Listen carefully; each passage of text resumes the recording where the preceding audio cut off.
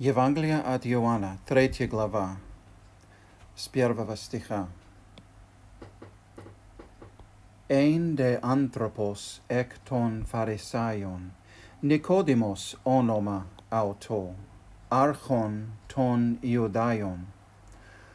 Hutos elten pros auton nuktos, kai epen auto ravi, oidamen hoti apo theou eleluthas didaskalos.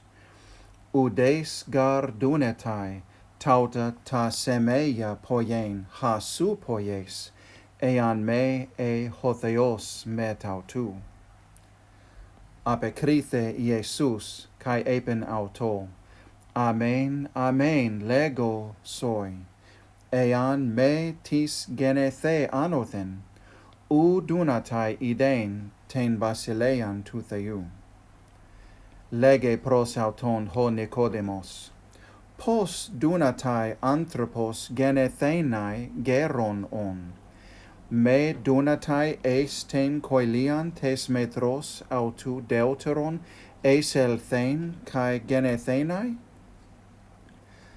Apecrithe Iesus, amen, amen, lego soi, ean me tis genethe ex hydatos kai pneumatos, u dunatai eis elthen eis ten basilean tu theou.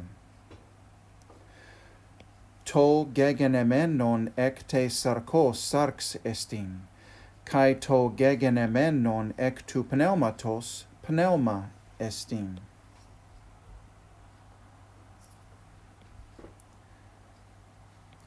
Me thaumases hoti eponsoi de humas genethenai anothen, to pneuma hopu thelle pne, kai ten phonen autu acues, al uc oidas pothen ergetai kai pu hupage, hutos estin pas ho gegenemenos ec tu pneumatos. Apecrithe Nicodemos kai epen auto, pos dunatai taute genestai. Apecrithe Iesus kai epen auto, su e hodidaskolos tu Israel, kai tauta u genosces?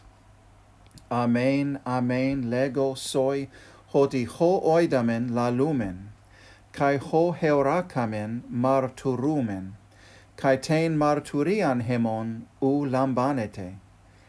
E ta epigeia epon humin, kai u pisteuete, pos ean epol humin ta u epurania pisteusete.